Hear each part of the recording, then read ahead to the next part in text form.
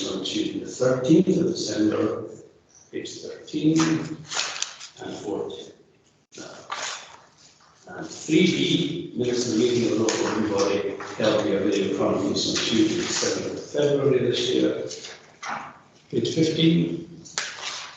That's it on that one. Item 3E, minutes of the meeting of the local review body held via video conference on 16th of March, 17 and 18.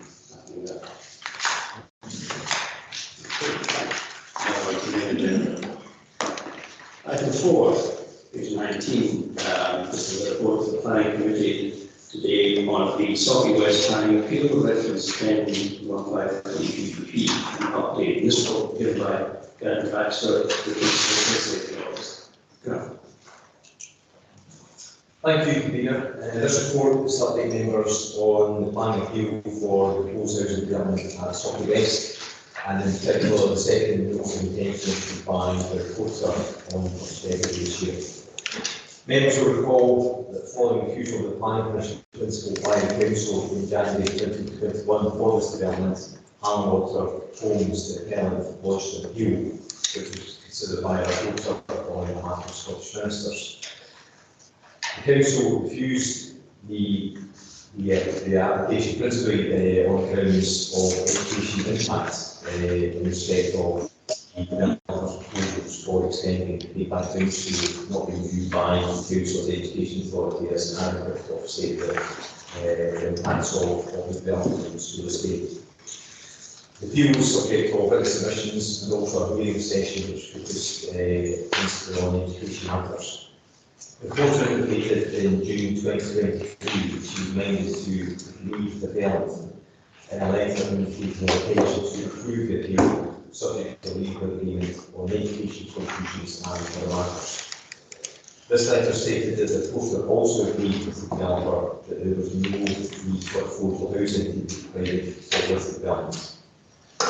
Following the adoption of NPF 4, National Planning Framework 4 by the Scottish Government, the Court issued a further letter to the appellant and the Council inviting views on the implications of NPF 4 for the development before a final decision was made by on the appeal. Planning officers, supported by education and housing officers, argued a need both for a larger contribution to education and for affordable housing to be provided, and the appellant made their own recommendations in defence of their own position. In a subsequent notice of intention letter, the report has determined that education contributions should increase more in line with the Council's position, but there is still no requirement for any affordable housing, as the Council's most recently approved housing needs and demand assessment from 2016 showed that affordable housing needs was being met by other sites and developments at that time. Officers sought to demonstrate that more up-to-date figures now show that this was no longer the case, and that the site required to provide affordable housing, and also that the policy of NPF 4 strengthened the case for a development of this size to contribute to affordable housing. The reporter did not, however, give weight to this, as the figures were not part of a new HNDA and as such had no formal status, and did not shift from the original position that there was no affordable housing requirement. The report then after provided a very short time frame for conclusion of the legal agreement between the appellant and the Council, failing which she would consider imposing the decision which may well be less favourable to the Council than the agreed solution. Officers, however, were concerned that the report's conclusions, particularly with regards to affordable housing, may not properly consider NPF 4, and external lawyers acting for the Council on the legal agreement advised that senior councillor should be sought on this matter before proceeding to finalise the terms of the agreement.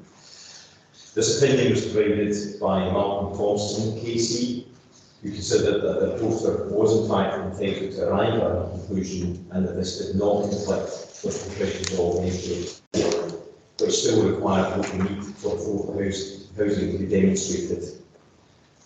Senior council advised that the Council's current HNDA did not demonstrate such a need, and that there was no obligation on the reporter to consider more up-to-date figures produced, as they have no formal status. Obviously, PC considered that none of them may have given some weight to this new assessment. There was no obligation for the reporter to do so. In light of the senior council opinion, mindful of the reporter's deadline, including the waiver agreement, officers and lawyers acting on behalf of the council will give the words with the appellant to conclude the agreement within the required timeframe. At the same time, officers have also been raising concerns on about the outcome of the appeal with Scottish Government Housing and Planning Equipments, insofar as it has implications for current and future planning decisions until a new HMD is in place. The council also requires to create a new HMD without delay. The Section 75 is now been signed by both parties and we've submitted to the reporter who will issue a planning decision thereafter. Thank you, John. Okay, this request is noting only, but the members still to ask questions. Does anyone wish to ask a question? No? It seems not. Under the kind of thinking of matters arising, this thing was tripped up on the basis of the affordable housing numbers and what was considered to be the information of the day. Have we moved to get that situation rectified for future applications?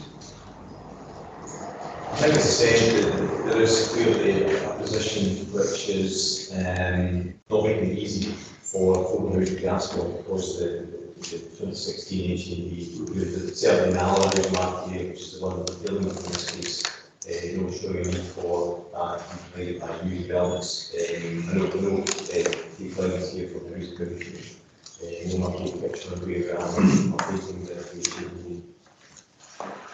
It used to.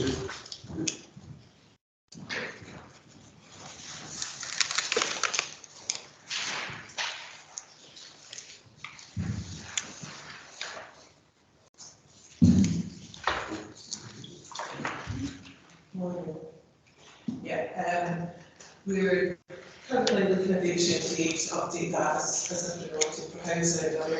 We updated the figures that run through HMD 2, so it's not been for affordable housing. As Grant says, it's the status of the HMD that's picked up by the report. But HMD is for housing at the moment, obviously there's been a resolution. So we will be looking at in 6 months. Okay, thanks, guys. Any questions for Kate? Councillor Davis. Sorry, on the submission, I'm just doing a clarification in terms of the paperwork. It talks about the updated information provided having no formal status. Will you just explain it a bit? We'll lift that restriction and consider it for me. Kate, can you bring your mic just a little bit closer? The status of the HMD is that it goes to the Scottish Government and it's signed off as robust and credible. Unfortunately, the HMD ran out in 2021 into 2022. So a new one will go to the Scottish Government and it will be signed off as robust and credible future. Planning sort of reporter, if it's called into the reporter again, if it's robust and credible, the report has to take on that status at that point. Right. Just a quick question, again, how often does this get updated going forward? Is it when there's a subject changes, like a set time period, we're going to update it, just thinking for the future going forward? Yeah, the HMD actually, it's a 20-year period, so forecast forward for 20 years. But further into the future it goes, the less accurate it is, and we're so we need to look at it every 5 years. Essentially. No more questions? Fine, then we'll move on to the proposal. Do you have a proposal? Yeah, I'll follow my movement, Chair. And the second? First, thanks very much. Okay, do we wish to debate the paper? And listen, Councillor Taggart. Thanks, Chair. I think lessons have to be learned. I think we have to learn real incredible lessons by the paper that we've just examined. We were remiss in not noticing that certain components were missing when this was sent to the reporter. I commend the planning staff for a very, very difficult situation that we were in. Obviously, the in-house spokesperson would also defend the housing services because we did take this through a pandemic and there were delays in the house needs assessment. But we're back on top of that now and hopefully we can learn lessons that this is a really important document when we're looking at in the planning process. A lot hinges on that document and we really must be sure that we've got that completely up to date and accurate. Thanks, Chair. Thank you, Councillor. Anyone else? Okay, then I'll just remind you, the recommendation is that the members note the contents of the report. So, is there anyone in mind to reject the paper? No, that's clear in my hands. Thank you. 5. This is a report planning committee by Keith Johnson in connection with the proposed mixed-use development at Carsbridge.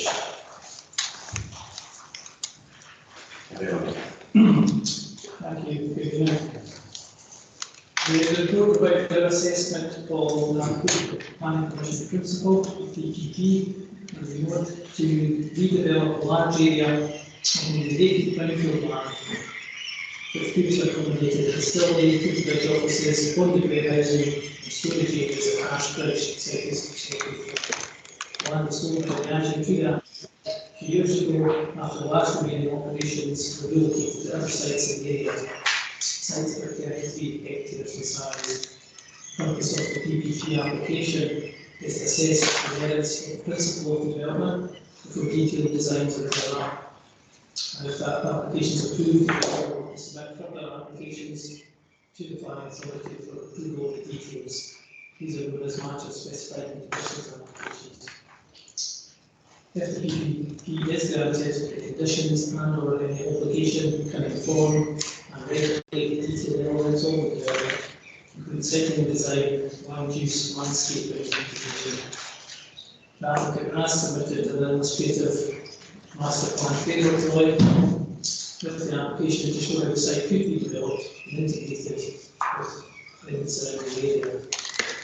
This, as I say, is illustrated below, and the detailed design will be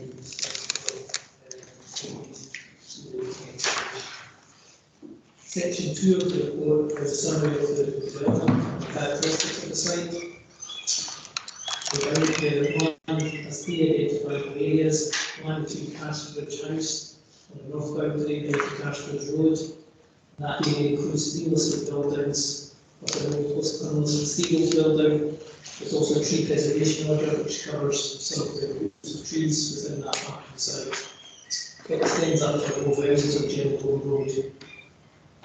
A larger area of land between Carsbridge Road and the B99 Link Road, which contain a number of bonded warehousing, as well as 2 school office buildings which have been retained and they're currently occupied by Resonate Together. The property line crosses this part of the site that causes the southernmost part of the B99 railway line to the south, and it abuts the rear boundaries of houses at Hilton Road, Hilton Crescent. Didn't contain a warehouse building, there is a disused sports pitch to the west of that building, and a grass field to the east, which contains a pond and an area of marshy grassland. The proposal is for residential, business and educational use. The majority of the land is intended to be developed for residential use. The applicant has estimated the number of units up to 490. The existing office buildings on Carsbridge Road will be retained for business related use, and the master plan framework drawing shows the land included for primary schools that are required on the site. This will be dependent on the outcome of the planned options appraisal for the primary school, which is the catchment school for the area. The application also seeks permission for associated infrastructure roads, footpaths, landscaping, provision of community growing area, drainage including suds, and land engineering works, including deculverting the Brockley Burn, and creation of a natural channel. The proposal is also to retain existing listed buildings within the site, which comprise the vacant Cashridge House, the Napoleon Pillar, and the former Wall Cabin.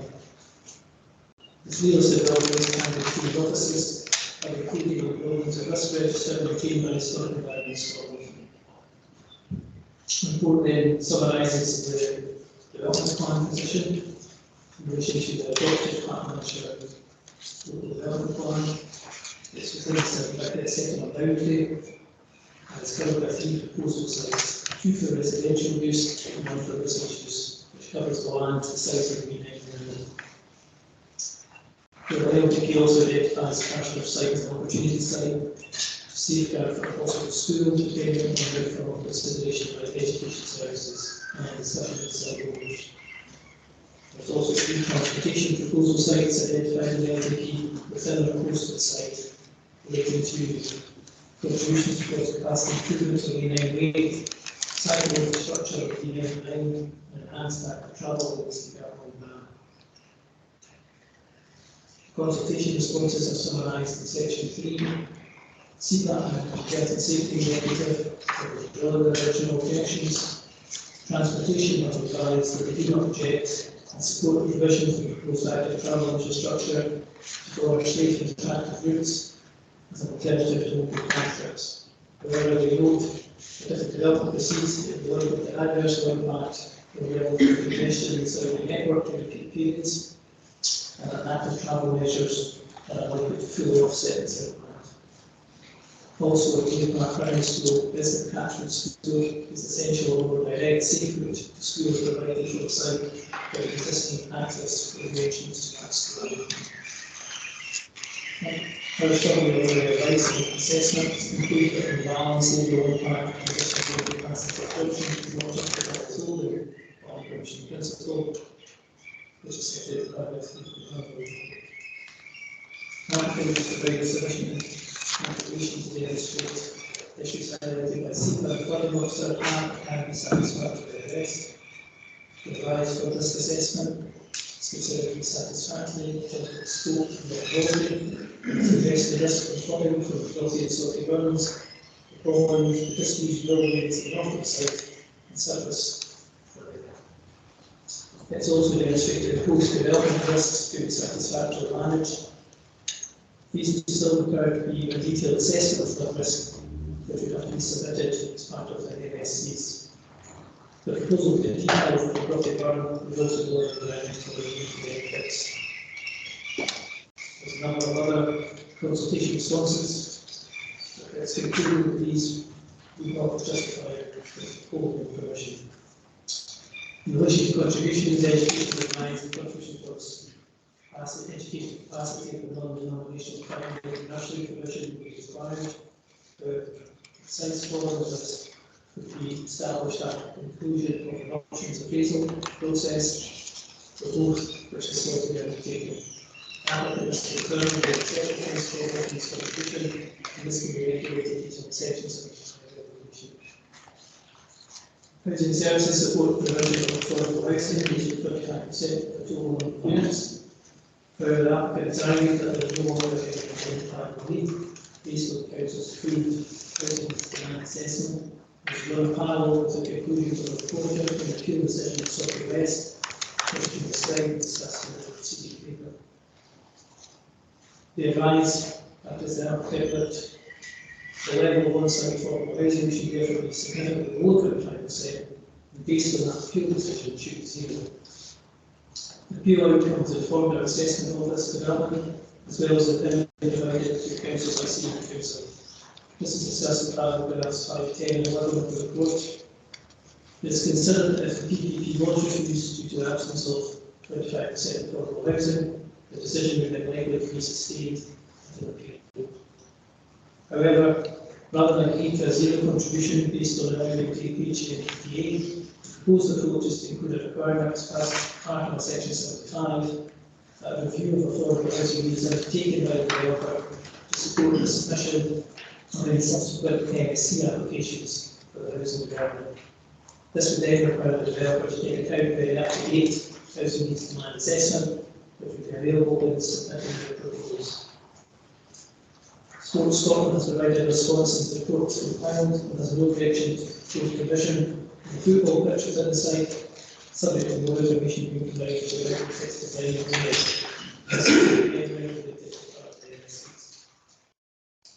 Section 4 provides a summary of the publicity undertaken and the representations received. And 6 objections and 2 markets to marriage reject and support the application. The following includes 2 residents, local heritage organisations, and the larger influence of Scottish Wildlife Trust. Concerns relate to potential increased traffic levels in the area, impact on the future of listed buildings and the section, and the absence of proposal to explore listed buildings as part of the application. We have concluded that these concerns circumstances have to address as part of the recommendation to developers. Planning assessments, section 5, discusses whether the development of according with relevant objections, objectives, principles and policies of the development plan. The development plan now comprises adopted National Development Plan in 2015, a national planning framework for which was adopted in 2018. Most of the site is allocated for residential development and was adopted with the LPG. The southern part of the site is allocated for business development. We have included a residential other relevant policies are considered related to affordable housing, transportation, flood risk, open space, built heritage, natural heritage and biodiversity, climate and nature crises, and local weather.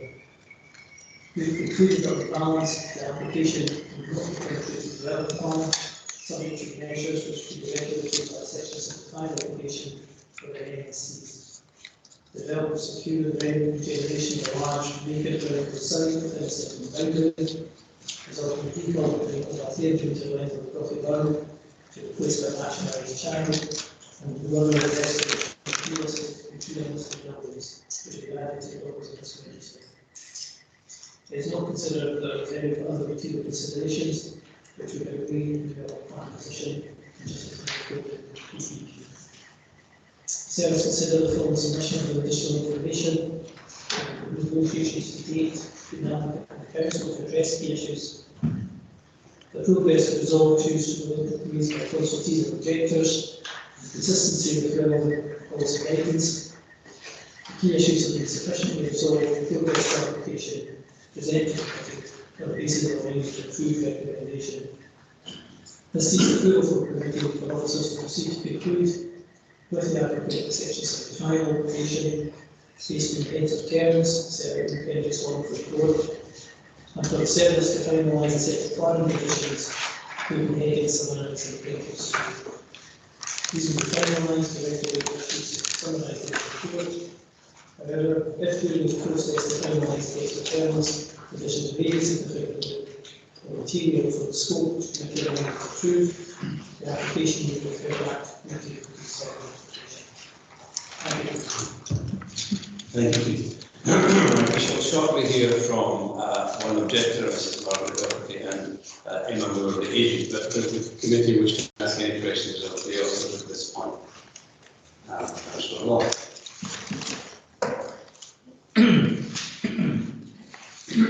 Sorry. Can I just ask, in regards to 3.6 for the NHS Port Values Consultant, can you just kind of confirm what the consultation with NHS is? Well,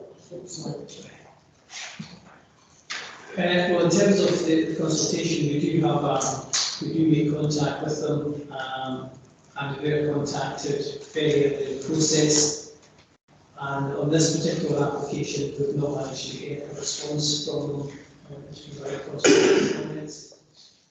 We've done, I think I've done around 15 times, and after a committee site visit on Tuesday, I did another contact and email to ask if they wanted to comment on this particular application. But unfortunately, as we speak today, we don't have any advice or consultation comments. Councillor McCarthy. Thanks, Chair. The Keep Culver, the Rotherburn,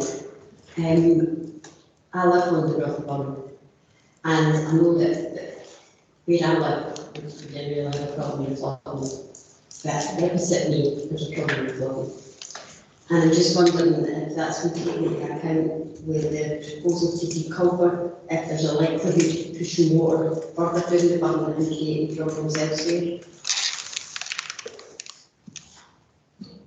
In terms of flood risk, Mr. Stuart Miller, flooding officer here, you might want to respond to that as well. But the flood risk assessment process has considered the impacts of works to the burn, and that has concluded that there would not be any adverse impact downstream from deculverting the water course. There are measures that put in place so that downstream of the site, the risk of flooding would not be significantly increased. And that has been designed, and that's the flood risk assessment. SEPA are now satisfied with the findings of that, as well as the flooding facility. Thanks. Okay, Councillor McTaggart, happy with that? Yeah, thank you. Councillor Lothier. Thank you, Chair. Keith or Stuart, I'm quite surprised the fire station pond seems to have been a bit underplayed in this application in terms of it's completely zoned for housing. I was just wondering if we've got any reflections in that. Most of the emphasis seems to be placed in the Brothy Burn, but just wondering if SEPA had any issues with the fire station pond, or indeed you have yourself, and whether that ought to be strengthened in the appendix as an area to look at. Well, in terms of the pond, I think it really is fed by the ground around it, from B99 south to the rail line. I think it's got quite a small catchment. The reports that were submitted with the application indicated that it's also picking up water from a drain that comes from the south side of the railway to the fire station.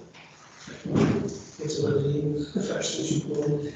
So the proposals would be that that drain would then be connected back towards the Brothy Burn, and if the development proceeded and that area was developed, then it wouldn't create any flood risk issues for the surrounding area.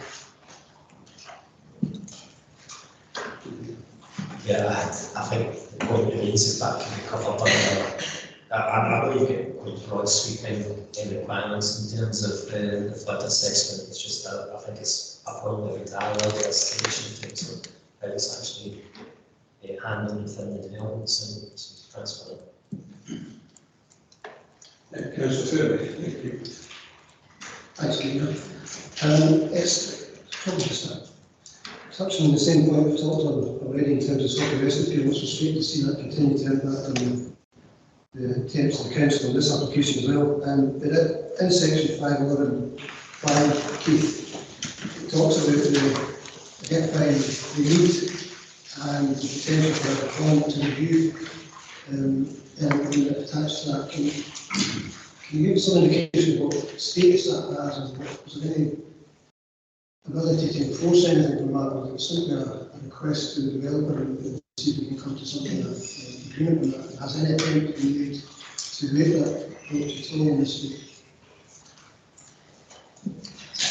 Well, the reference to that usually relates to the works that are recently for the Salty West fuel process, and that they need to produce figures which the reporter decided not to give much weight to, because they haven't been through the process of scrutiny or approval by the Scottish Government. So that's based on that position. Our recommendation is that I think the area for housing that demand assessment process could be a matter of 6 to 9 months to get that to date. Obviously, our recommendation would be that any subsequent applications for the detailed layout would have to include with it a review of housing need. And if that housing demand assessment is there in place, we would then expect through the regulation in section 75 that the end of that we can then consider what we need to do for affordable housing contributions as part of those subsequent applications. But that, in terms of the basic level, exists, that's the need that's been determined by housing that we're contributing to the process. Yes. Councillor Bailey.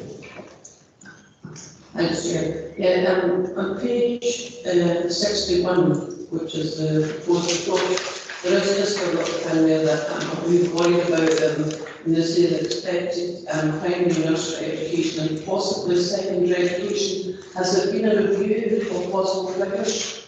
And what would be the impact on the schools?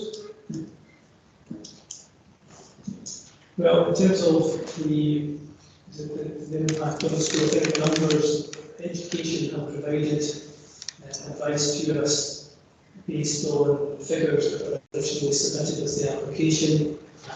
They would have to be a further process of fine-tuning that and assessing it based on the indicative numbers now of 290 units. And I think, as I say, that will come through from the options appraisal process. Education would also have to review the secondary education. I think the advice at the time based on 650 units was unlikely, but we'd have to work the figures. So that would still have to be built into the section 75 to allow education to then finalise the advice that's about the exact precise contribution to ground. So that we still be built in. Okay. Any other questions? Councillor Law.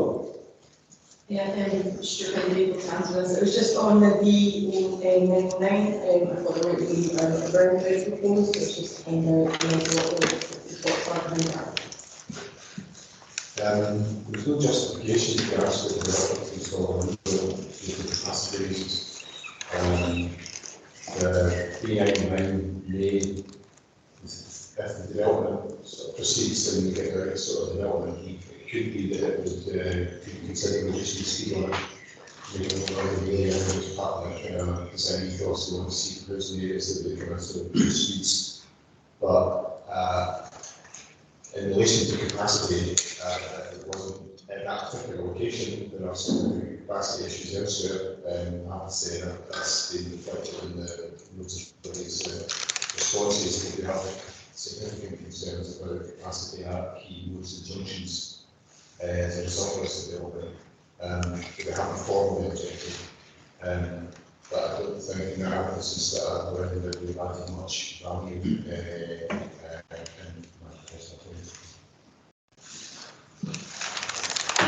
Okay, no more questions from the committee. In that case, I will invite Mrs. Doherty to come forward and take a seat at the table. Well, you might not be heard from them, unfortunately, so I'll ask you to sit up there. Don't worry, it's harmless procedure.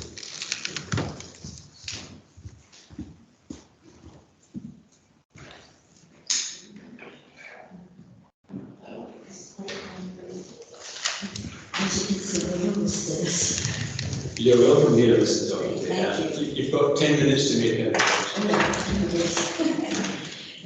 First of all, I would like to make a comment which maybe sounds very trivial, but I think it should be stated. Now, I know we're in a computerised world and everything's going electronic coming in, but the way I'm coming in regarding these meetings are not coming in time. I've got stuff here to do, but I won't go about the way back here. But even the letter inviting me to the meeting today was dated the 21st of April. Now, I don't think they went that day. I got the letter on the 27th of April.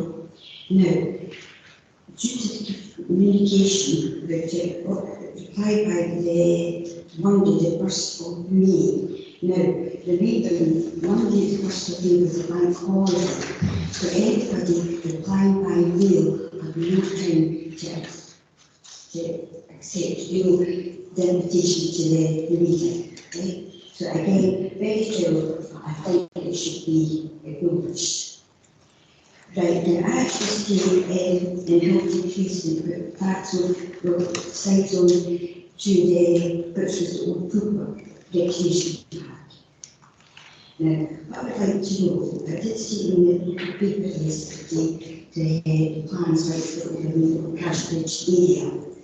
Now, what I would like to know, what would be happening in the old park, which was the football park, which would be industrial houses, anything like that, all the place. Again, this park leads up to the pond which we've just spoken about, Wildland. Will have a massive effect of swans, the bats, even you see buzzers sitting watching everything like that. So now, what was in the local paper yesterday, you should, as I said, the old said Cashbridge. Now, what my concern is with the traffic, now I was talking 450 houses going to be going in. Now, we're talking about the Slough Cambridge area. Now, we have a small mini roundabout here, bringing from Slough down to Alaba, and I think this was called what I call the bypass that goes up the back of our road, the B, I don't know if it's proper name. Now, what I want to know, has been surveillance, anything watching what the traffic is at these roundabouts between 4 to about 5:30. We're talking traffic, so from one roundabout right up to, I don't know, the new roundabout, the right of the bypass. Now, if we were talking about these houses getting built, there's no way that 450 houses, schools, everything can come out of the Cashbridge roundabouts because they're just doing nothing but moving nothing.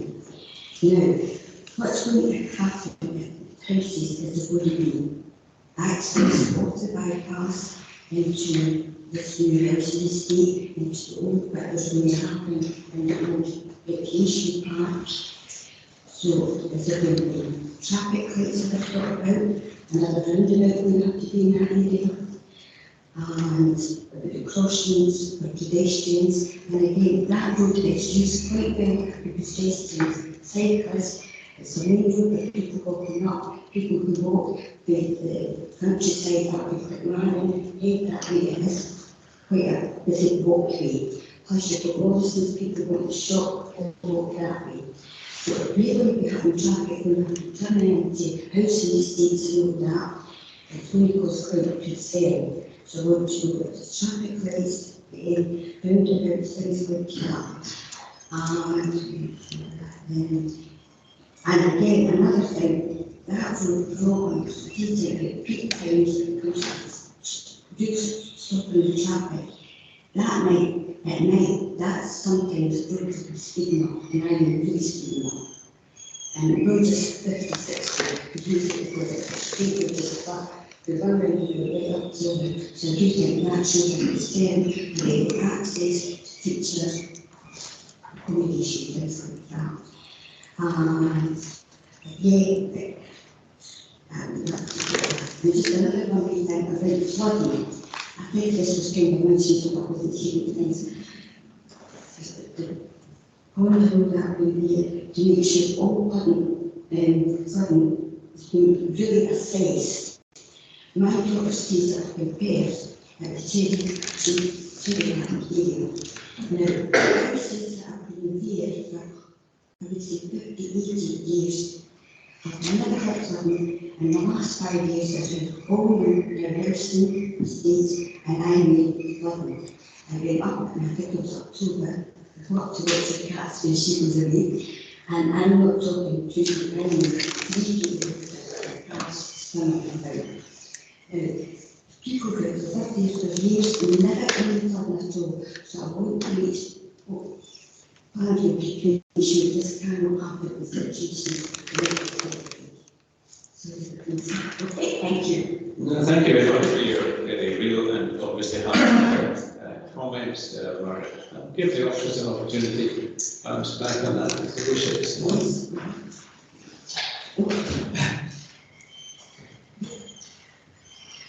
Yes, in terms of the policy, I'm trying to respond, but I do say just let you know. I mean, the old park behind your house, the proposal is, if approved, that it would be residential use with landscaping around it, so it's likely that the landscaping and then residential would be business use.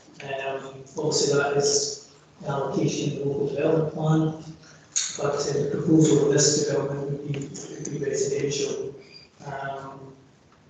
Obviously you mentioned the pond, and I think we have considered the pond and the habitat and the dispute, and so it's open water. Our conclusions have been that ultimately we don't think we could withhold permission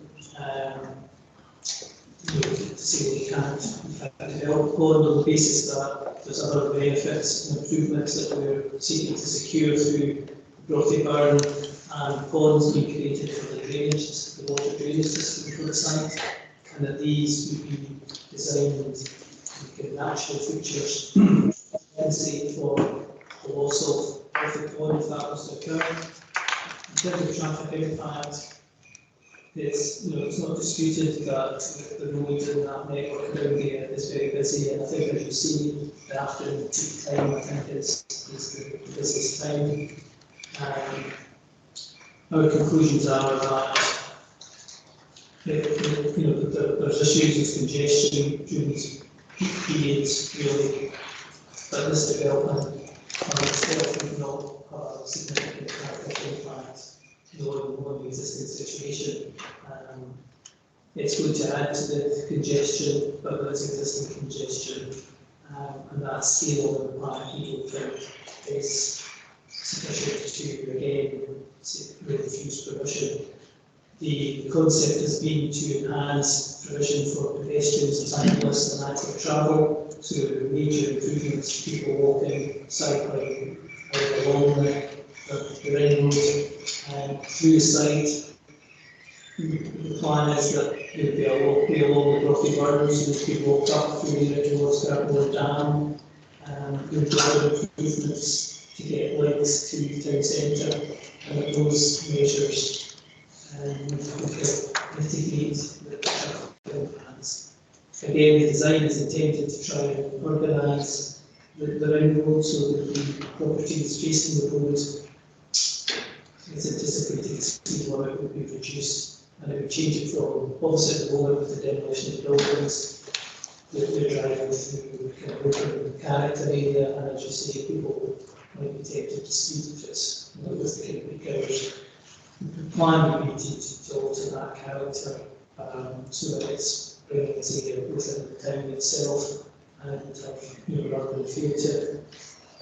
Stuart Cullen probably the transportation to explain about the roundabout or Blackclough, but there would be junctions from the ring road into the site on either side, so into the site.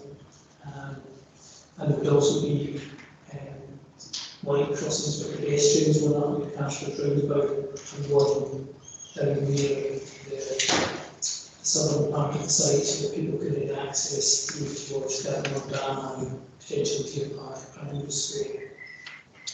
So, as I say, in terms of flood risk, I think what we can say is, we can say guarantee there's not going to be flooding, but this has been subject to assessment, and that assessment has taken into account climate change, and there's additional criteria or designs that take account of the risk of climate changing rainfall and intensity of rainfall. That has been built into the conclusions of the assessment, and there's also a fee board that applied to new houses where the floor levels are locked up slightly more because of the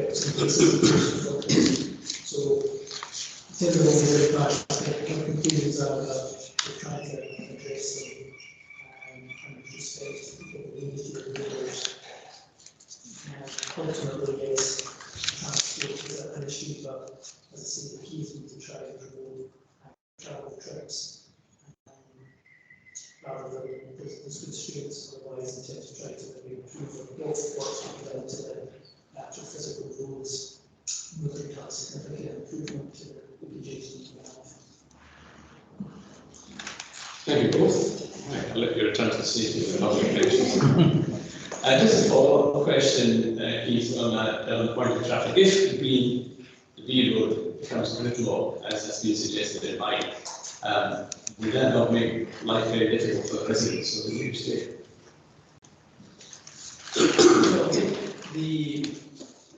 It's not in anybody's interest if there's also gridlock. I mean, that's not what's been predicted. I mean, what, in response to transportation's concerns, the applicant has offered to actually undertake further transport assessment further down the development period. And then that would feed back into, well, that would assess what the actual impact has been for part of the development undertaken. They've agreed that that could be done after about 200 houses have been built, and then that assessment could review some of those impacts, and if it's as bad or worse than we expected, that would provide an opportunity to try and remedy or mitigate further the impacts of the road system. And is there scope in the topography to do those mitigations, do you think? I might have to refer to Stuart to comment on that, but I think certainly at Cash Bridge there may be land there, but I think at Park Mill, which is towards Lawson and M7, there are physical constraints there because the road from the road bridge and Cash Towers, there may well be physical constraints to do something meaningful there. Okay, thanks. Right, I'll now bring in Emma Moore, the agent from the applicant. Please have a seat.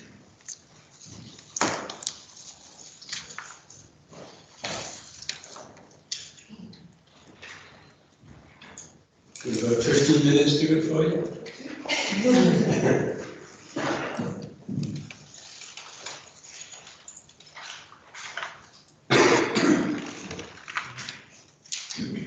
Good morning, Chair and members of the Planning Committee. My name is Emma Muir and I represent Advanced Construction for the applicant and owners of the former Westgate facility site at Cardiff.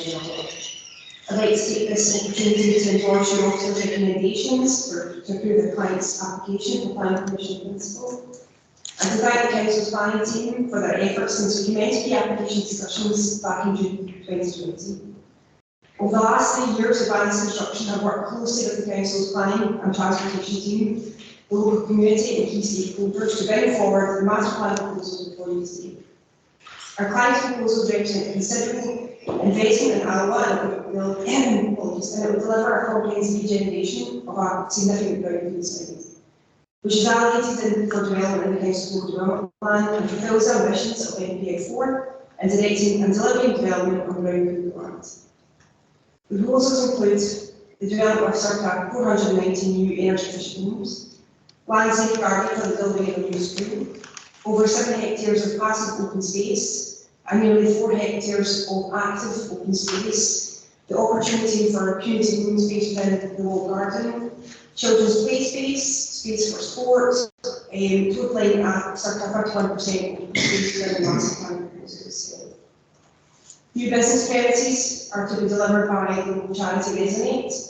New active travel routes promoting access to the existing core path and active travel network, delighting with the Culverty Burns, delivering significant biodiversity benefits.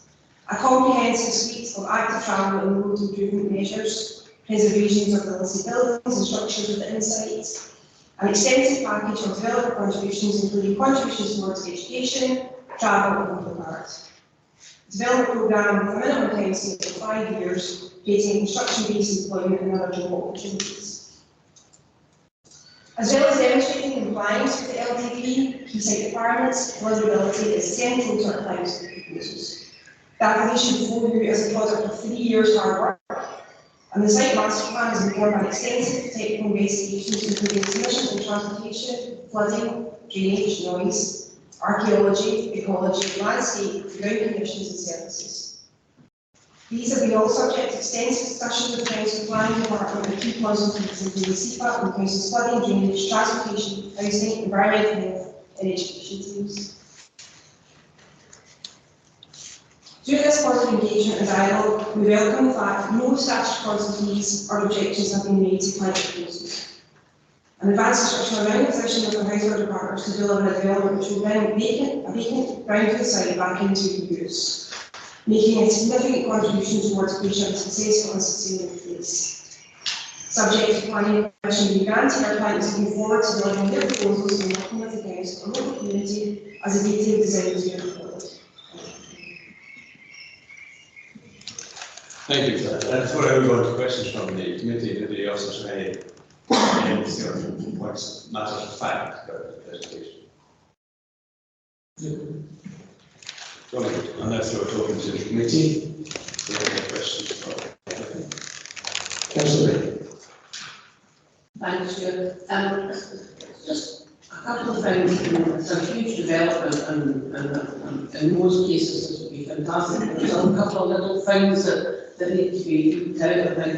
And one of them is when you talk about business, that's staying under the classes 4, 5, and 6. What does that actually mean? Who's going to pick that up? Question for the developer, or Keith, you want to pick that up? Well, 4, 5 and 6, 4 is business use like office use, 5 is general industrial, and 6 is storage or distribution. In reality, the proposal being tabled by the developer is to kind of reuse and refurbish the two office buildings on the site. So effectively, so happens, well, at the moment it's resident, so effectively that would be kind of class 4 use. So I take the point that there is probably no proposal for 5 or 6, but it's in the description of the development for the site, I think, to reflect what was in the local development plan. There's not any actual proposals for those uses.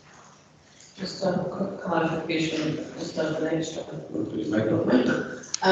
Yeah, so on that then, we've got these offices and storage, you said there's storage as well, or not? It's just, that was the description, there's not a proposal for storage, but class 6 covers storage use. I'm sorry, the only reason I'm asking this is because usually storage means an awful lot of lorries going in and out of the site, and if that's the case, that would make it very difficult, I think, and just put that it's not on there as well, so thanks for that clarification. Thank you, Councillor Taylor. So we're just coming back to that last point, Keith. The potential is there. If you're saying 4, 5 and 6, if that's part of the recommendation, the potential is there for storage use or for heavier industrial use.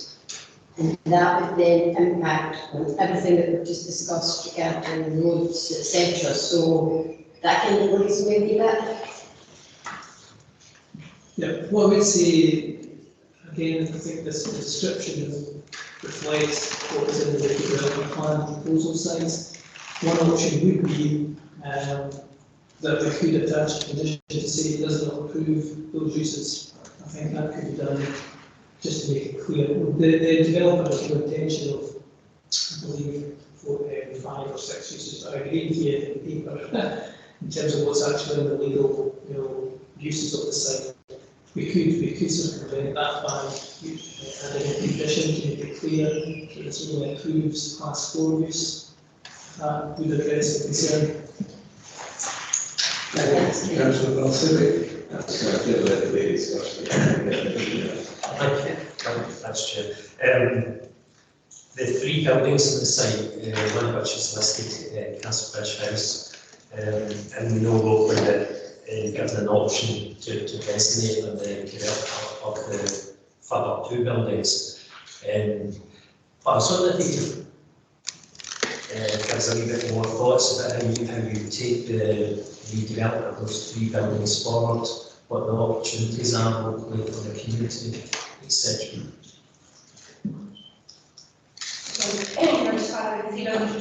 The Cartridge House and the buildings that are Maybe if you just focus on Castlebridge House first, yeah. I think the Cartridge House We've, in terms of the master plan, the different master plan set up done us we've got preservation work for that, so we've been regard opened this up to the house. We've pushed development, the extent of development to the south of it to maintain the setting of the house itself. I understand that our client is in discussions with a third party looking at what viable use that can be converted into, as well as issue at this point in time. The client's secured it and currently trying to maintain and keeping it running in the water time. So these discussions are evolving. We're hoping to include the planning service in that discussion as well, in terms of what viable use or sustainable use we could incorporate, and ensuring that that property is preserved for the future. Okay, so there's no real viable use at the moment yet for Casbridge House, but we've had discussions with third parties and indeed the council in terms of its potential use. They can't say any more than that, can you? At this point in time, they're having a discussion with a third party client is in terms of what that building can be utilised for.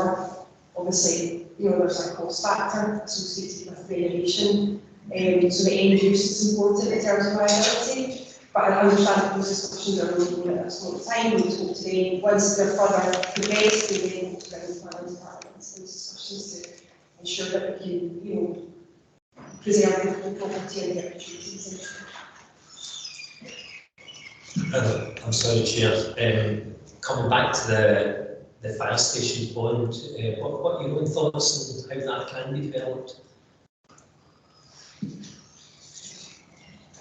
Sorry, in the fire station bond, so in terms of the construction of the site, we're relocating the bonds north, so it's basically a drainage catchment. In terms of the pipe that comes underneath the way stations, it's fed by that, and so the intent is to drain that extend that drain into the existing four sources of deculverted that.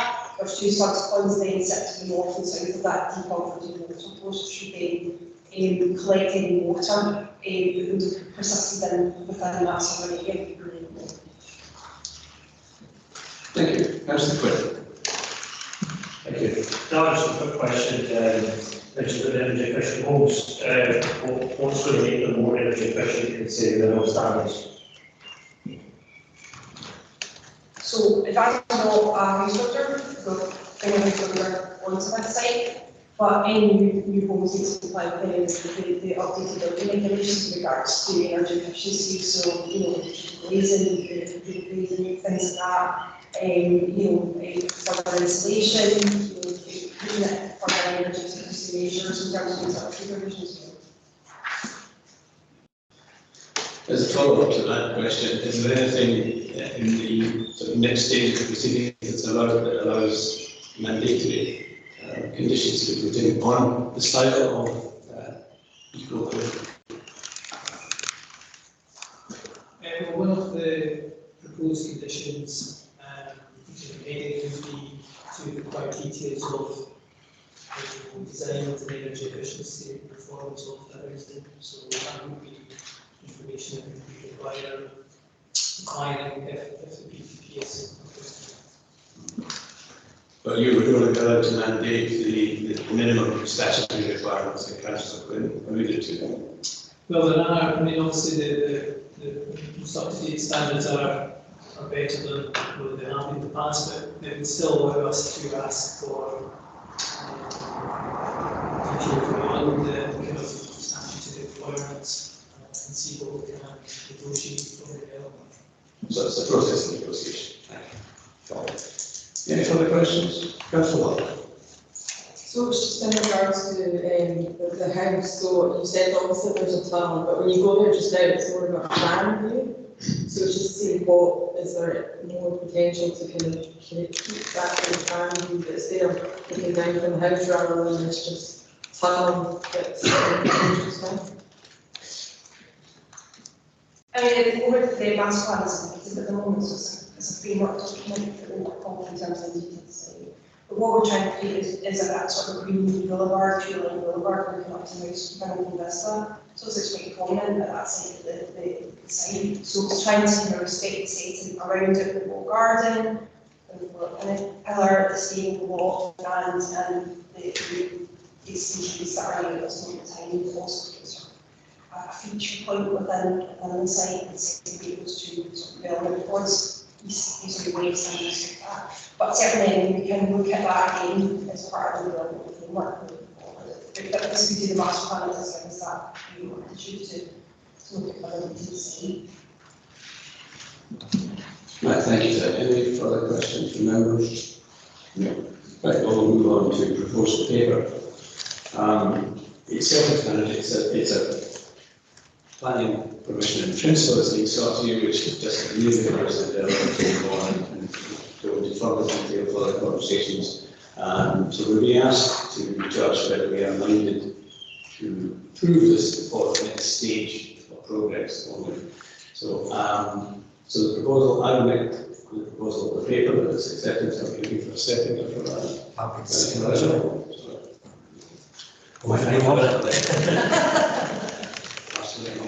Your discretion, Chair. So is anyone minded to oppose the paper? No. Oh, I beg your pardon, procedural group on my part. Does anyone wish to move the debate on the paper? Councillor Balsillie. This development clearly has been discussed for a long time, since 2020, with our planning services, and it's a minded to approve it at this current moment in time. I think there's a lot to commend the application. It's a brownfield site. It may or should hopefully secure the Castbridge House and indeed the other two houses on the site which are buildings at risk, and I know Resonate, a local group, are working with the developer to try and secure the future of that. The links to Gartland Dam Country Park, the provision of affordable housing, which should all housing on site, the developers given an undertaking to be energy efficient. Provisions being given for schooling. I'm not saying the development's perfect. I do have concerns about the fire station pond. In my experience, and even though one area has been drained, if it's previously had a pond or it's at the bottom of the slope, etc., I think the flood risk assessments are identifying that could be quite a complex area to build housing for, and may have future flood risks. Don't go into the details of that too much. The other aspect I'm a bit concerned about in terms of our own conditions is that we haven't secured our contribution towards health provision, and I'm hoping that that may be examined later. I can't think why a development of this size would not have an impact upon NHS health needs, and I would ask officers to continue to debate with Forth Valley on that particular issue. Sorry, I won't say any more, but in the layout plans that I've seen, we find it looks like a really good development, fine contribution to the development of our work, and ultimately contribute to club management. And I look forward to getting informed about the discussions on Castbridge House, because I think that is one of the main features on the site, and it does to me have an element of designing the landscape, mature trees that we wish to retain on the site. And opening up a Brothy Burn and the deculverting of that, I think that would have environmental benefits as well. So I wish you well with your application, and I hope the discussions and the relationship with planners improves and develops, so we get the development we all want. So thanks for that.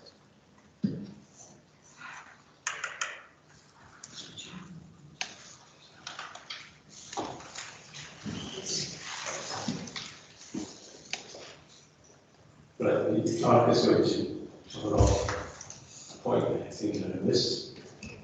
Sorry, I don't want to interrupt the debate, but I think before we get to the conclusion, I just want to double check something because there was some discussion in relation to the restriction, I think that you did mention, in relation to the restricting of the use masks, their ability to do that under the PPP. So if that's something that the committee is minded to do, and we're best saying that right now, so that can be dealt with in terms of the actual application. There was some discussions about the statutory requirements going beyond that in relation to energy efficiency.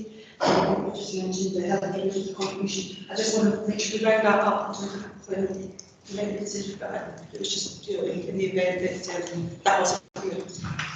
Well, that's going to raise that in the debate. We could like Good, that. that's fine, I just wanted to. That'll leave it there. Anyone else wish to debate in favour? Councillor Kelly. Just to carry on from what was said before, I think I'm happy-ish for us to go ahead, but we need to be very aware of the stuff that's on here just now is very much talk. We need to dig much deeper to make sure that this doesn't end up being another case of within 5-6 years new houses going up or suddenly flooding and making it totally miserable for the people who have bought these houses and do nothing about it. So I think we really need to be aware that there is a lot more work needed done before we even think about saying yes to this. But at the moment, I'm quite happy for it to move forward. Thank you, Councillor. Yeah, thanks, Chair. My understanding that we're here to make a decision in principle to get us to move on to the next stage, all the developments. We're not here to look at the final initiative of exactly what's going to go on site and what's not going to. It is an exciting, this whole half year is an overview of the exciting prospect. We did the site visit just again there, and actually I looked at the house over there, and it was actually it was sad to actually look at the Cathbridge house itself. I mean, it is a listed building, but to see the state of that listed building, I would love to see that something been done with that building to really enhance it. I think it's a class B building. It's part of the heritage, so we can't lose that. But if we don't do anything about it, the danger is that it will deteriorate to such an extent that it's not viable to maintain a building, and I hope that doesn't happen. We talked earlier about the deculverting of the bond. I do have concern about that. Yes, it'll be great for wildlife. I'm concerned for the safety of children who may be attracted by the additional wildlife. So it looks like it's good in one way, but it has its dangers. But I'm sure that when we move to the next stage, when we look at the mitigation of these risks, these are things that the developer will take on board. So with that, I'm happy to move it to second paper. Thank you, Councillor, and I'm pleased to hear that you be concerned about preserving the open. Yeah, I'm getting there. That's good, Councillor. Okay, we've had some debate since I took the vote at the wrong time, so does anyone wish to revise their vote in this as a consequence of the Chair, just one advice from our clerk. It's going to want us to reinforce some of the issues that we highlighted, for instance, the lack of health provision within the appendixes. That can be strengthened. I think that's the main thing. I'm kind of less concerned about the business use because I think that can come through discussion with the planning service. And although I've raised issues about the fire station bond, I believe that should be picked up in the general flooding assessments disciplines anyway. The main one probably, if it's to highlight a concern about lack of coverage within our condition appendix, would be a lack of a contribution to healthcare, which clearly the developers have an impact on health provision within our Sorry. No, that's okay, thank you, Councillor. I'm going to ask Alan Finlayson to clarify. Thanks, Mayor. Yeah, thank you all. Committee members, it was a really good discussion today. I thought it might be helpful to give a bit of an overview as to the process that would follow should members be minded to accept the recommendation of officers today. So essentially, we picked up, we have a mind to grant recommendation. What would now happen if members were minded to agree with that recommendation would be that the Council Planning Service would enter into negotiations with the applicant to discuss the matters that are in the paper today. And that gives an opportunity for the matters being raised additionally by committee members today to be included in that negotiation. So, for example, discussions on affordable housing could continue, discussions with NHS could continue, we could continue to seek to get comments, and maybe with the moving on of the papers, Councillor Hill alluded to earlier on, that may focus minds to respond to some consultations on that matter, for example. Also in the paper, it's really important to stress to members that should there be any significant variation from the report in front of members today, it's clearly stated that the intention of the service would be to bring the report back to committee in advance of it being granted planning permission in principle. Just by, I should mention just at the start, in respect of the points raised about class 4, 5 and 6, the application is still under consideration. We can refine the application description in discussion with the applicant, of course, which probably give a bit more clarity there, I think. It might be an opportunity, and as Keith mentioned earlier, we could also require by condition, restrict by condition land uses on this site. So hopefully that gives members a bit of clarification as to the following process, but I'm happy to take any questions on any other aspects.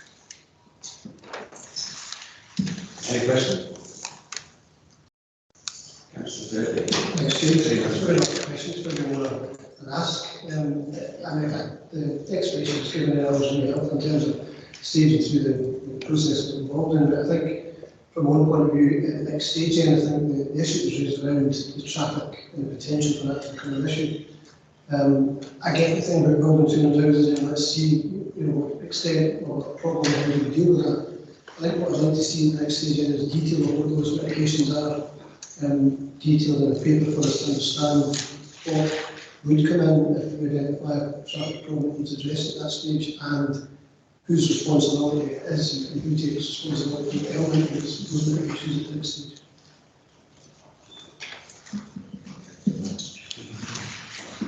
Thanks, Councillor. Yeah, absolutely.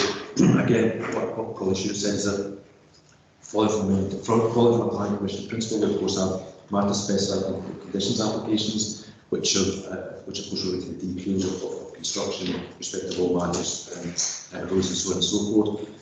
We have a commitment as a planning service to continue to present, even if there isn't a requirement in terms of council scheme of delegation, to continue to present applications to the planning committee. We're absolutely committed to continuing the presentation of applications from a larger in principle application, bringing those back to the planning committee for consideration, and that would allow further scrutiny of traffic matters and indeed all matters that are being discussed today, and may come to the forefront of considerations as we move through the process. Thank you. Anyone got further questions on this? Right, well, let's check the vote side of things. So no changes in anyone's opinion on that. We approve the paper? Yeah. Item 6.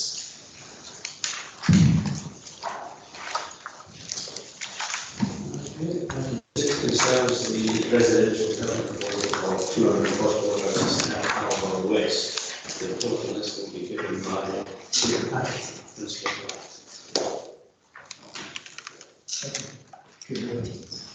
This application relates to 30.6 million acres of arable land Western County of Alcohol. Sorry, that's what the mic.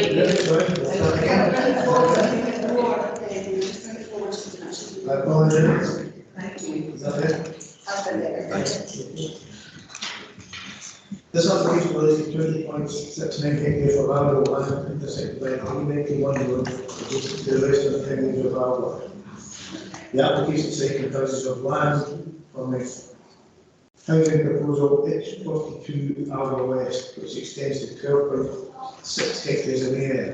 As well as the H42 housing proposal site, the application site includes approximately 8.1 hectares of additional land extending south to the River Devon. Housing proposal site H42 lies within the Alba settlement boundary as identified in the development plan. The additional land to the south does not lie within the settlement boundary. This land is countryside land and lies within the green belt and the Fatman Green Network area.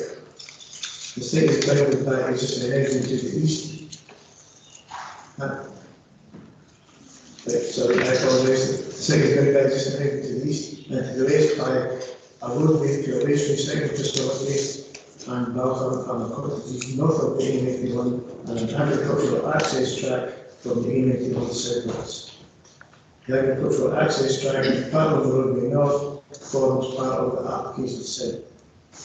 Land at the north side of the A91 is from the 70 Main Street and 20 affordable houses. The main area of open space and play provision would be an eastern section of this part of the site. There would be connection to back road to the north and to existing housing to the east. Land at the south side of the A91 would accommodate 104 Main Street and 41 affordable houses.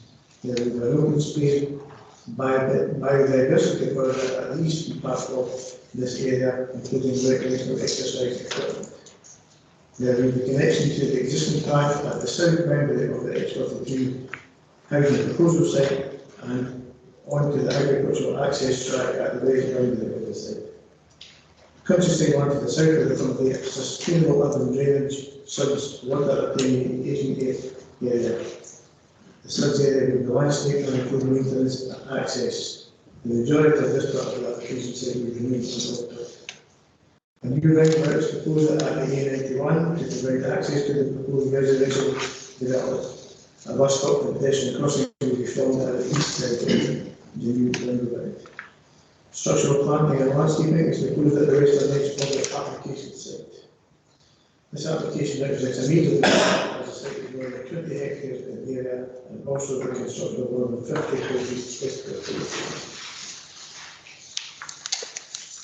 The application has previously been subject to a planning application for the development of 275 houses. This application was withdrawn in order to resolve established flooding concerns. In terms of consultation responses are detailed in section 3 of the report, including comments submitted by Alba Community Council. Significant of these are housing services have advised that the proposed on-site affordable housing is acceptable and that these can be taken over by the council.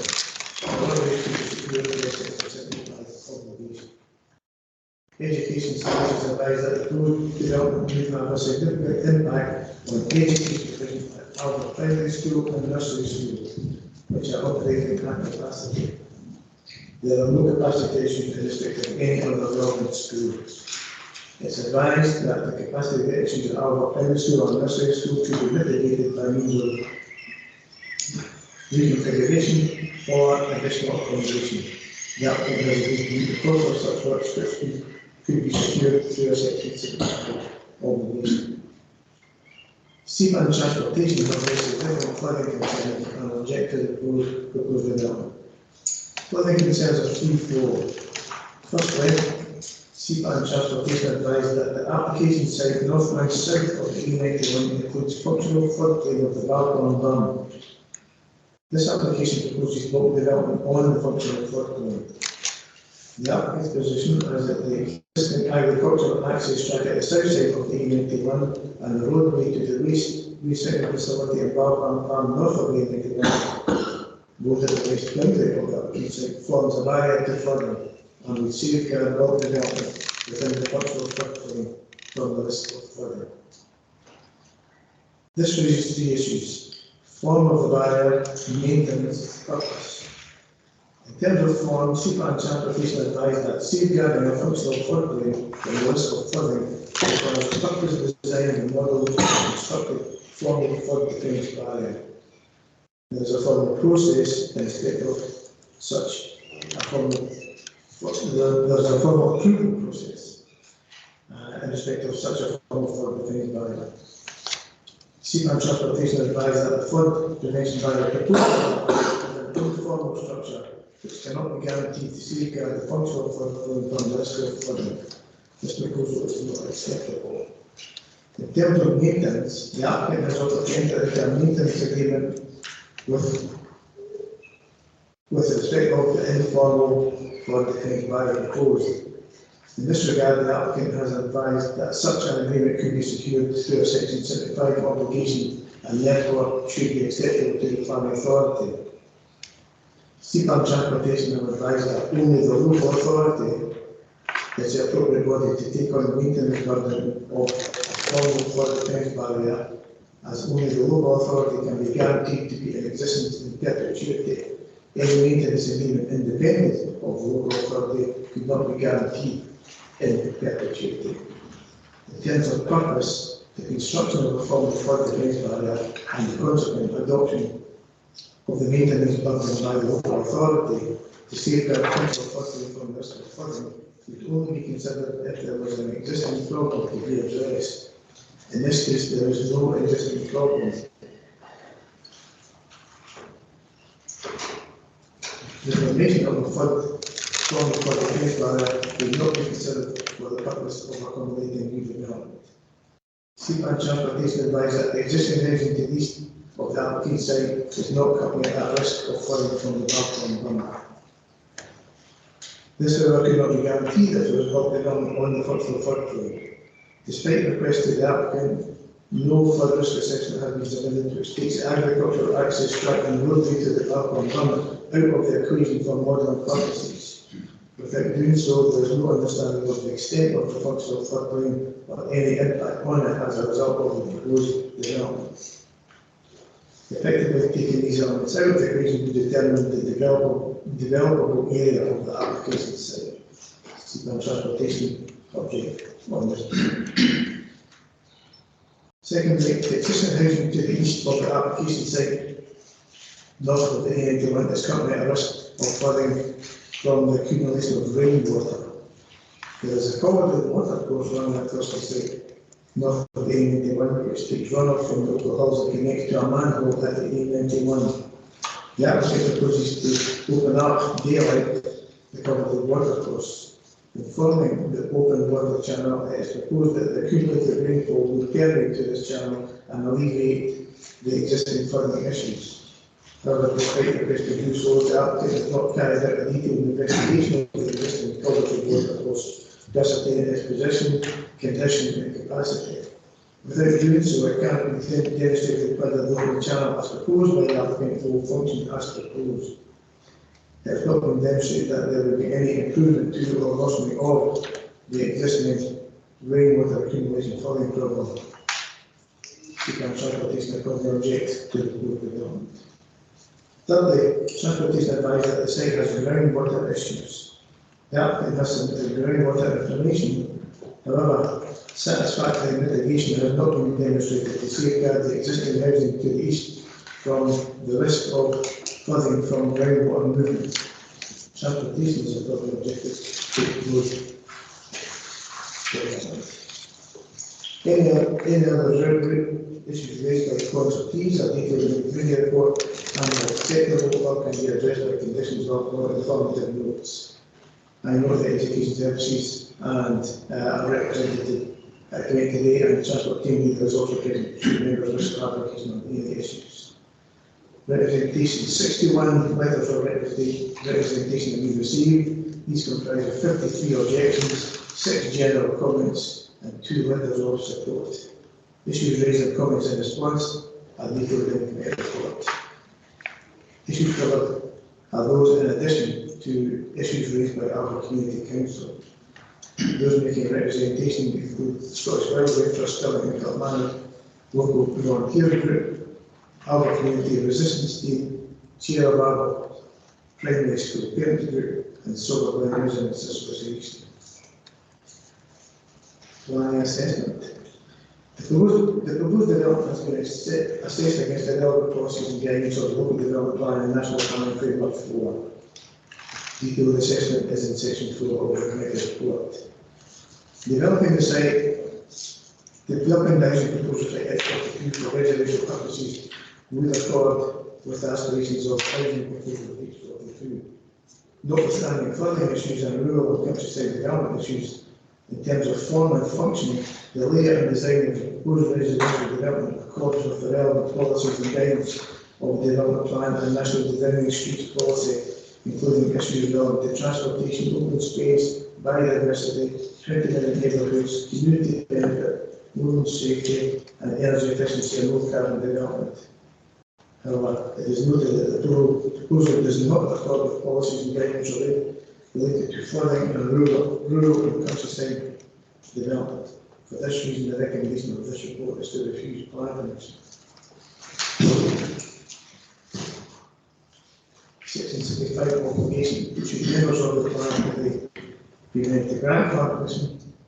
Section 75 could be secured to ensure a developer contribution to mitigate the impact of development on education services at Albert Primary School and Nursery School, the delivery of on-site affordable housing, a development contribution towards public art, and the delivery and phasing of the proposed new roundabout and pedestrian crossing at the A91. In summary, developing the housing proposal at the H42 site for residential purposes will accord with the aspirations of proposal H42. Purely in terms of form and function, the layout and design of the proposed residential development accords with the relevant policies and guidance of the development plan and national design streets policy. However, the proposal includes road development on the functional floodplain of the Bath Pond Run and includes a daylighting of an existing covered water course. The site is known to have many water issues. The applicant has failed to submit detailed assessment to allow full assessment of these issues and has not demonstrated that existing housing and the proposed housing would not be at risk of flooding. The application site includes development in the countryside. If it does not accord with relevant countryside and rural policies of the development plan, there are no exceptional circumstances to justify setting aside the development plan in this case. It is recommended that the planning committee will choose planning permission for the reasons detailed in the report. The committee is advised that should the committee grant planning permission, the application will need to be referred to Scottish ministers as super object to the proposed development for reasons detailed in the report. Thank you for that. I'll ask the first question. It seems, see if you agree with my analysis of this, that almost in every respect this is a reasonable proposal, and the one fatal flaw in it is entirely centred on the risk of flooding.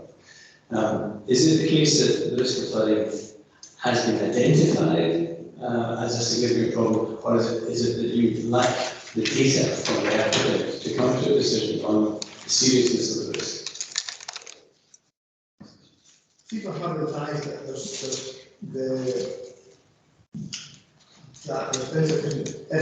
information the flood risk assessment submitted and subsequent support of it by the applicant includes what's regarded as an informal barrier to flooding, and that's not acceptable.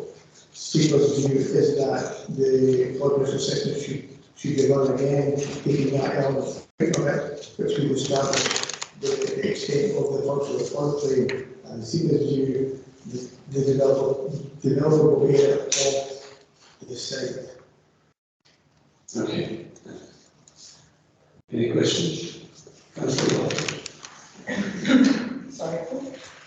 Sorry, I'm going to ask the NHS question again. Obviously, I see that's the exact same situation that we're in as we were in the previous application. Is that correct, Chair?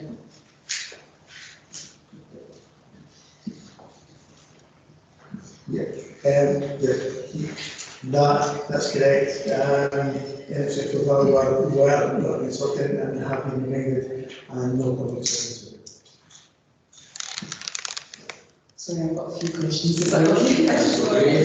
I'll take them one by one. It's not like that. But also in regards to the play area that's proposed, so I know that they've obviously on the map, we've got the play area at the north. There was also a kind of wooden play structure, but I can't see that actually identified on the plan, so I just wondered if that was part of the plan or whether that was something that was. The play area on the main player will be served by a BTS, as well. I think the BTS is appropriate. That has submitted detailed drawings of the play equipment that would be provided, and land services have advised that that play equipment is acceptable. No, I mean, there looks like there's a main play area, but there was also, like I seen, like, kind of like a climbing frame and whatnot, but then there was also, file that has kind of wooden structures, so I thought that was to go along the south east side, but it wasn't there on the map, or is that just for the main play area? It didn't look like it was in the plan. I'll see if I can get it. Oh, But no, it's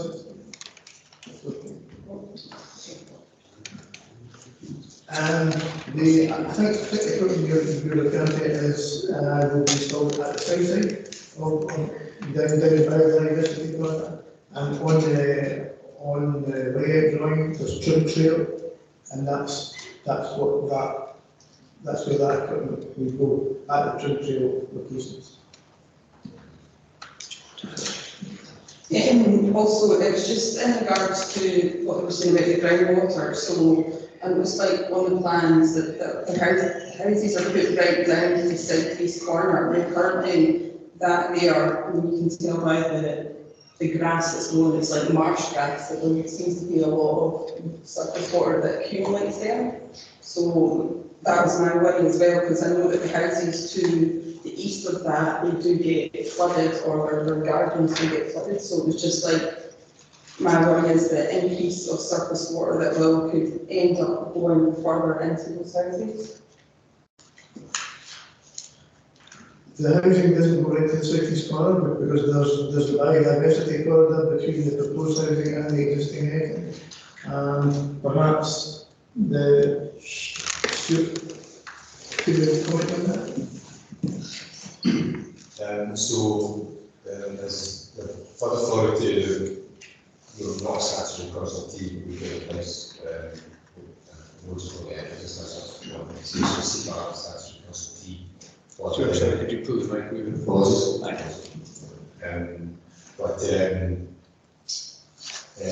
They have groundwater flood risk is not a type of risk that they comment on as part of the policy there, so that falls to the local authority. So my view is that groundwater risk is an issue, especially on the southern part of the site, and the developer proposes a development platform on which to build the houses, and that part of that platform would sit on the function of floodplain or barn. And so that's why people are objecting that essentially agree that's against the planning policy to have any development function floodplains. And then formal barriers, which are the roads sort of thing. So their position on that I generally agree with, because there's no guarantee that will always be the case. And a maintenance problem of some sort will fall on an in perpetuity authority, that would be the council, and that's not and adheres to the planning policy position for redevelopment on greenfield sites.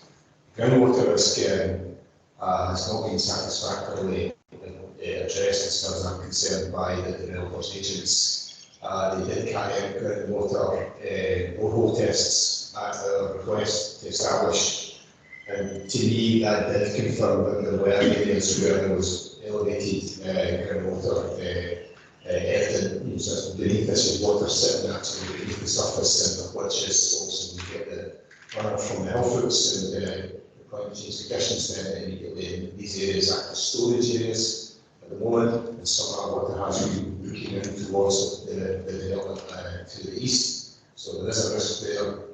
The development platform on top of that, and I think your initial assessment is correct, that there's an increased risk of subsurface flows heading towards the existing houses. The developer had proposed cut-off drainage around the perimeter of the southern part of the site.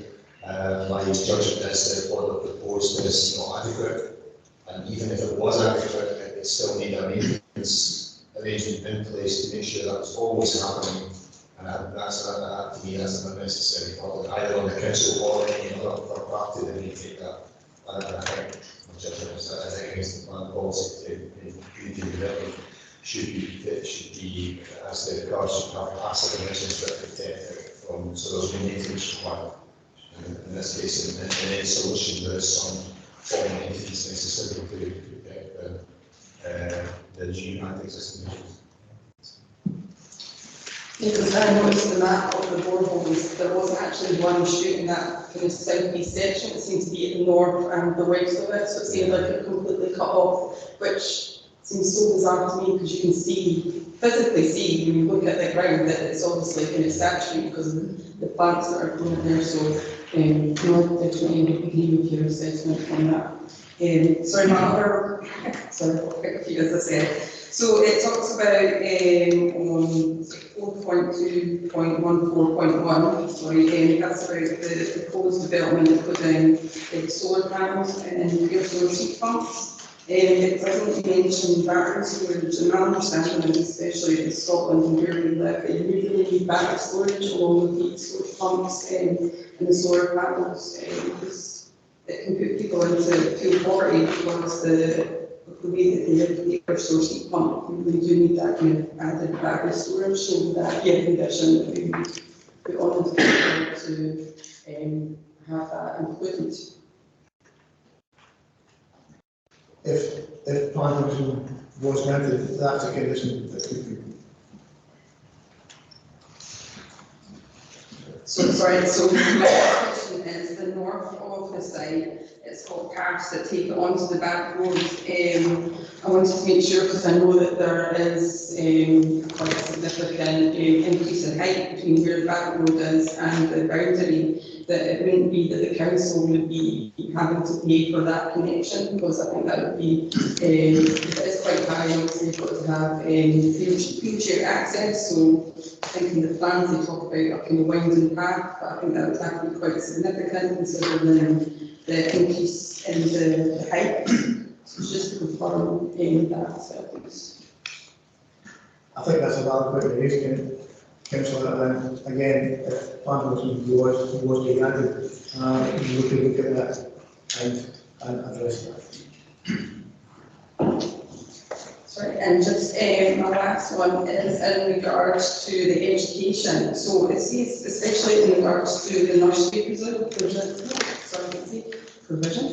So it says a new nursery classroom and toilet areas could be added. Now, my understanding is of our primary, I don't know where we would put the extension of the nursery. I think that would take away a lot of the outdoor area that is for the lower side of the primary school. So it's just find out more information on that, please. I'm advised by Education Services that such a building additional accommodation could be located there, perhaps. Michael could expand on that. Thank you. We would have to look at a detailed plan. It is a very tight site, and we would have to look at how we could accommodate additional nursery provision in the school, so it would be very tight. Yeah, I'm just kind of reiterate my worry that it would kind of be detrimental to the children that are using the school if more outdoor areas taken away, because it is a very interesting site. That's me. Councillor Ray. Thanks, Chair. Yeah, I'm in agreement with everything that's been said there. The one thing that well, a couple of things. Again, that area where there's definite leakage of water coming up into the surface. We saw it the other day when we were looking at the site, and it hadn't rained very much prior to that, to the other day. So I'm really concerned that I mean, I know we can say, well, the water can go a certain way, but water goes where water will go. It doesn't have a preconceived notion of where they want to be. So, so when, I mean, I live not far away from that site, and into Alba. And even in a normal wet day, my front garden is waterlogged. And put any grass in it, that's why I put any grass in it, because it's always waterlogged. So any bit of rain or anything like that sits there for days and days, and then the water comes up through the underground and bubbles up into the culverts and stuff. There is not enough new information from the last time we had this conversation a couple of years ago when it came up for into council. Nothing that Steve has said is any different from what was said 2 or 3 years ago. And if there's nothing new happening, then I don't see why this is coming up in council again, because it's only nice to get more clarification and better background, then we're just sitting where we were 2 years ago. The one thing that really did quite annoy me is on one part of the paper, we talk about primary school losing the library so that they can have another area for the children to be in. We thought about that ages ago about because the library had to be moved because the library was closing, so the library went into school. There was a big carry on about it. A lot of people were for it, a lot of people were against it, and it settled down. And now all of a sudden we're saying, well, to get this thing up and running, we have to lose the library again in the primary school, and where does that go? So once again, we're putting it in an area where children have got used to having that library there, and then all of a sudden it's gone, and it might not even be one in Alba. I don't know. Nobody's saying where it's going to go instead of that. So that's Sorry, can I interject? Yeah, this is the longest question I've ever heard. I believe and that's the main thing. So that's a couple of things that we need to add. Thank you, Chair. And from what Gary, you're just reiterating your concern that for the issue at the site. In terms of the library, I'm not aware of what contingencies are in place. I've already been advised by education services that new configuration could accommodate people's generated by the proposed development. I don't know if Michael Wayne can maybe clarify on that. I think all we're saying is that only space there's no possibility to extend our primary school, and that's the only option. We're not recommending, it's not our duty as an office to recommend for us the library, we're just pointing out that's the only option. Thank you. Yes, that's Thank fine. you, Councillor Earl. Thanks, Chair. This will be a question. On 4.2.3.2, it makes reference to the further assessment, so the applicant proposes to deal with it as an underground water course. Is there such a thing as a map of the underground water courses, and do you have any way of knowing the condition of those water courses? It's my understanding that there's no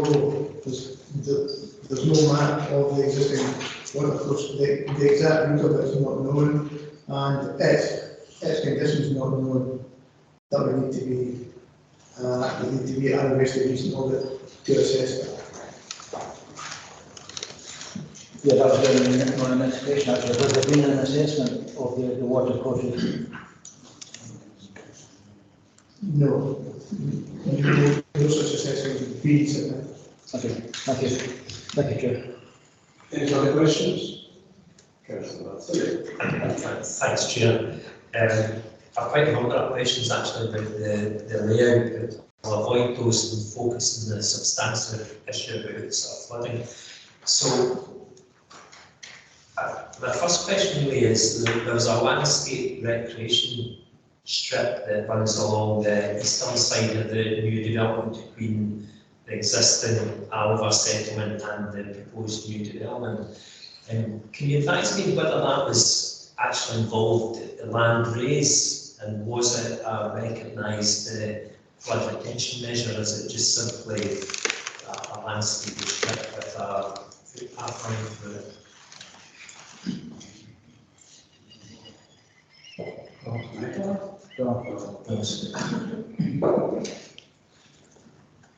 That's part of the site where we're starting the drainage infrastructure running through. I refer to the existing culvert or the open channel.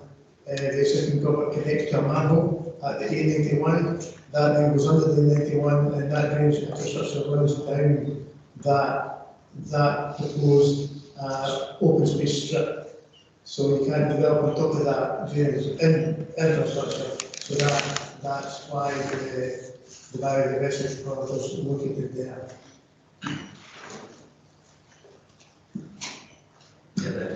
Right, so it's a redirected water course, and there's no land raise involved in that such strip to protect the second bond between the new development and the existing edge of Alva in terms of stopping water moving from east to west, sorry, west to east. It's existing infrastructure. There's existing drainage infrastructure going from the manhole down towards the dam, and there's no bunding proposed. That's fine, so there's no bunding. In relation to the culvert, have the developers actually identified where that existing culvert is? Because I thought in the report you were identifying that there was people creating that culvert. No, there's no assessment of that culvert, but perhaps Stuart could further clarify that. So we know there is a culvert which crosses sort of north-west and south-east of the northern part of the site, and it meets the manhole in the corner. So there's I think it's something like 9 inch, so it's not like culvert, it just happens to be of unknown quality standard, and highly likely to be compromised in those several places. So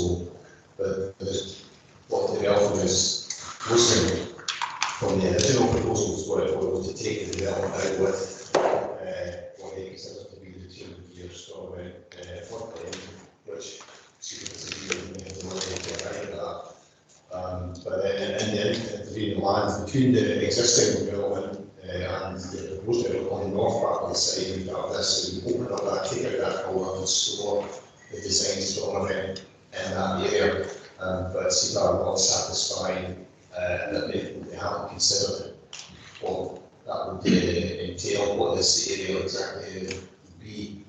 And it also has maintenance connotations again, I go back to that, there should be passive arrangements in place to accommodate new development rather than anything that's needed to be maintained to make sure that the water that's gathered on the north side of the 91 is always able to pass underneath the 91, whether it's an existing drainage arrangement or a new drainage arrangement. You need something there to make sure that's happening, and that's our problem, whether it's on the council or the other authority, that we have concerns about that.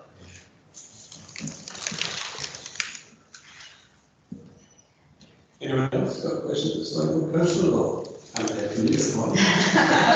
I forgot one. There was also, it stated that the trees would be preserved. I just wanted to check what would happen if they were damaged, and if this was proposed and they were damaged during build, is there penalties for damaging the streets? Any trees being retained, we normally put on the application that the applicant provide details of how they propose to take care of these trees, so if plans are to go on, was approved.